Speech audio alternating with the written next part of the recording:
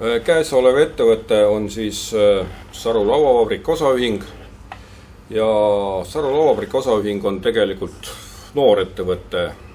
Füüsiliselt oma tegevust alustas ta eelmise aastas 1. septembrist sellel kinnistul, sellel territooriumil, aga puidutöötlemise traditsioonid ja puidutöötlemine on siin Sarus toimunud juba väga palju aastaid. Esimene algus oli aastast 1926, kui ma nüüd ei eksi.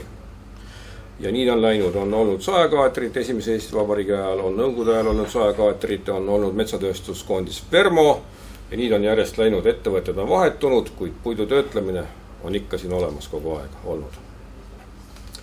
Ja käesoleval hetkel Saru Lauavabrik osaühing tegeleb siis aknaukse komponentide tootmisega. Ja alates sellest aastast kusagilt märtsist oleme juurde võtnud ja investeeritud on ka lengi tootmisse valmistootena. See tähendab, et leng on värvitud, pakitud, furnituur küljes, alusel ja läheb Viljandi lattu ja sealt edasi juba kliendile. Saru Lauavabrik osaühing ongi tegelikult Viljandi aknaukse tütarettevõte.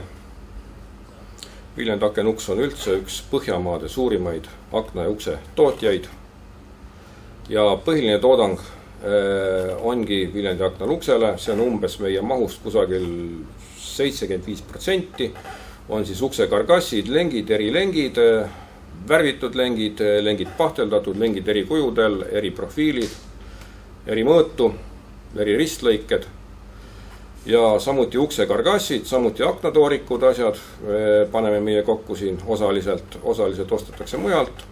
Töötab praegu meil 114 inimest, sellest pooled, isegi natukene üle poolte on meil siis Läti Vabariigist töötajad.